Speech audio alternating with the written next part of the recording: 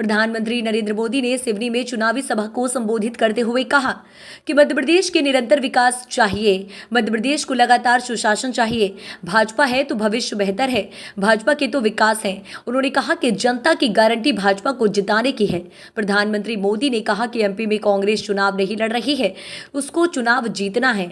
वो चुनाव लड़ने का ढोंग कर रही है। कांग्रेस सीएम की कुर्सी के लिए नहीं लड़ रही है, वो इस बात के लिए लड़ रही है कि किसका बेटा कांग्रेस पर कब्जा करेगा। ये एक दूसरे के कपड़े फाड़ने में लगे हैं। यहाँ के दो कांग्रेस नेता अपने बेटों को सेट करने में, प्रदेश को अपसेट करने में लगे हैं।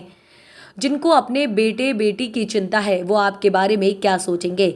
मध्य प्रदेश में जो पहली बार चुनाव में वोट डालेंगे, उन्हें ये सोचने की जरूरत है कि कांग्रेस नेताओं के भाषण सुनिए। दादा दादी ने ये किया, नाना नानी ने यह किया, हमें वोट दो क्योंकि वो हमारे दादा दादी थे। कांग्रेस ने भारत की आज़ादी का पूरा श्रेय केवल एक ही परिवार के नाम कर दिया।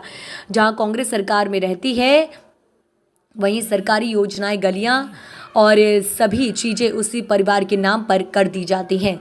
उन्होंने कहा, मैं हार नहीं मानूंगा, ये भाजपा ही है जिसने आदिवासियों के लिए अलग मंत्रालय बनाया। कांग्रेस लोगों के बीच जाकर झूठ फैला रही है। प्रधानमंत्री मोदी ने कहा कि देश में मोबाइल फ़ोन की कीमत भाजपा की सरकार में कम हुई है, इसके उपयोग हो रहा है। डेटा भी हमारी सरकार में ही सस्ता हुआ है। कांग्रेस की सरकार में देश में सबसे कम मोबाइल फ़ोन बनाने वाली फैक्ट्री थी। भारत की आजादी का सारा श्रेय सिर्फ एक ही परिवार के नाम कर दिया। कांग्रेस के लिए अपने एक परिवार से बड़ा कोई और है ही नहीं। जहां कांग्रेस सरकार में रहती है वहां सरकारी योजनाएं, वहां के रास्ते, अरे गलियां भी, सब कुछ उसी परिवार के नाम कर दी जाती है। यहां तक कि एमपी के घोषणा पत्र में भी सिर्फ वही एक परिवार दिखता है।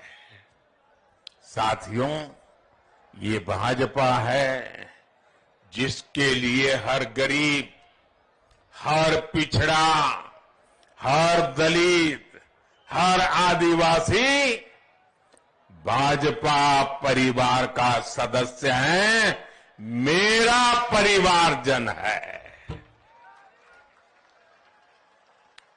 ये भाजपा ही है जिसने,